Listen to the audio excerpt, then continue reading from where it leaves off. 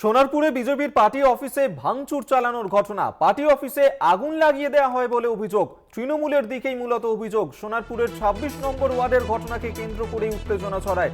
ইতিমধ্যেই সোনারপুর থানাতে অভিযোগ দায়ের করা হয়েছে ফের একবার ভোট পরবর্তী হিংসার ঘটনায়, যেখানে এবার সোনারপুরে সেখানে বিজেপির পার্টি অফিসে ভাঙচুর চালানো হয়েছে বলে অভিযোগ।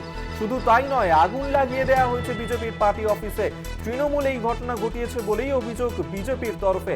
সোনারপুরের ২৬ নম্বর ওয়ার্ডের ঘটনাকে কেন্দ্র করে উত্তেজনা ছড়ায় এলাকায়। সোনারপুর থানায় অভিযোগ দায়ের করা হয়েছে। লোকসভা নির্বাচন মিটতেই ফল প্রকাশ হতেই দিকে দিকে ভোট পরবর্তী হিংসার ছবি অব্যাহত। সোনারপুরের ছবি তুলে ধরছি আপনাদের সামনে। সোনারপুরে বিজেপির পার্টি অফিসে ভাঙচুর চালানো হয়েছে, আগুন লাগিয়ে দেওয়া হয়েছে বলে অভিযোগ। তৃণমূলের বিরুদ্ধে অভিযোগ বিজেপির। সোনারপুর ২৬ নম্বর ওয়ার্ডের এই ঘটনায় ইতিমধ্যেই সোনারপুর থানায় অভিযোগ দায়ের করা হয়েছে। পুলিশ ঘটনার তদন্ত শুরু করেছে।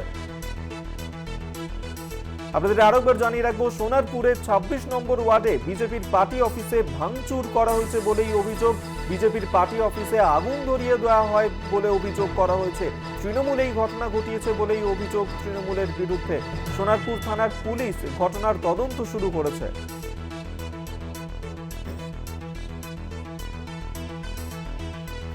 আপনাদেরকে সেই ছবি এই মুহূর্তে দেখাচ্ছি। দিকে দিকে বিভিন্ন জায়গাতেই ভোট পরবর্তী হিংসার ঘটনা অব্যাহত। মূলত শাসক দলের বিরুদ্ধেই এই অভিযোগের তীর, যেখানে বিরোধী রাজনৈতিক দলের কর্মী সমর্থকদের ওপর হামলার ঘটনা।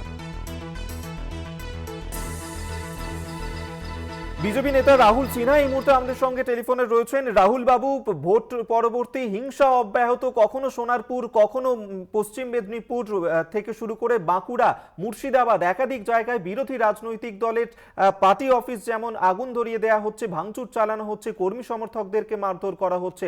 শাসক দলের বিরুদ্ধে অভিযোগ এই ঘটনায়, কি বলবেন?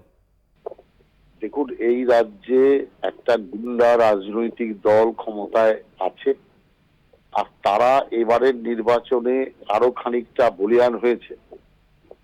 যে কারণের জন্য তারা এই হিংসা ছড়াচ্ছে। গণতন্ত্রের উপর যদি বিন্দুমাত্র আস্থা থাকতো, মানুষের রায়ের প্রতি যদি সম্মান জানানোর কোন রকম আগ্রহ থাকতো, তাহলে এই জিনিস করতো না। যাদের মানুষ সম্পূর্ণভাবে সমর্থন করলো, তারা আজকে এই হিংসার আশ্রয় নিচ্ছে। অতএব এর থেকেই বোঝা যায় যে এই রাজনৈতিক দলটা হিংসা ছাড়া অন্য কোনো কিছু বোঝে না। আমরা এর তীব্র নিন্দা করছি এবং অবিলম্বে রাজ্যের মুখ্যমন্ত্রীর কাছে আবেদন জানাচ্ছি যে কড়া হাতে এই জাতীয় হিংসা দমন করুন। নইলে এই হিংসা সিপিএমও করেছিল, বাংলায় শেষ পর্যন্ত টিকতে পারেনি। সেই কারণে ওই অবস্থা আপনাদের না হয়, সেই জন্য এখনো সতর্ক হন। ধন্যবাদ আপনাকে। বিজেপি নেতা রাহুল সিনহা আমাদের সঙ্গে টেলিফোনে ছিলেন। আপনাদেরকে দেখাচ্ছি সেই ছবি, যেখানে একের পর এক জায়গা থেকে এই ধরনের ভোট পরবর্তী হিংসার ঘটনা অব্যাহত। সোনারপুরে সেখানেও বিজেপির পার্টি অফিসে ভাঙচুর চালানো হয়েছে, আগুন ধরিয়ে দেওয়া হয়েছে বলে অভিযোগ। তৃণমূলের বিরুদ্ধে অভিযোগ উঠছে ভোট পরবর্তী হিংসার ঘটনার। শুধুমাত্র সোনারপুরই নয়, এছাড়াও একাধিক জায়গা, কখনো পশ্চিম মেদিনীপুরের ঘাটাল, কখনো মুর্শিদাবাদের রানীনগর, বাঁকুড়ার কতুলপুর সহ একাধিক জায়গাতেই এই ধরনের ঘটনা ঘটছে, যেখানে মূলত শাসক দলের বিরুদ্ধেই অভিযোগ যে এই ধরনের অশান্তির পরিবেশ তৈরির চেষ্টা করছেন তারা। বিরোধী রাজনৈতিক দলের কর্মী সমর্থক, তাদের বাড়িতে ভাঙচুর চালানো হচ্ছে, তাদের কর্মী সমর্থকদেরকে মারধর করা হচ্ছে।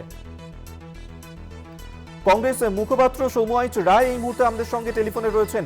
সৌম্যবাবু, ভোট পরবর্তী হিংসার ছবি আমরা দেখতে পাচ্ছি, কখনো মুর্শিদাবাদের রানীনগর, কখনো পশ্চিম মেদিনীপুর, বাঁকুড়া, সোনারপুর, একাধিক জায়গায় বিরোধী রাজনৈতিক দলের পার্টি অফিসে ভাঙচুর চালানো হচ্ছে, বাড়িতে হামলা চালানো হচ্ছে, মারধর করা হচ্ছে কর্মী সমর্থকদেরকে। শাসক দলের বিরুদ্ধে অভিযোগ, কি বলবেন?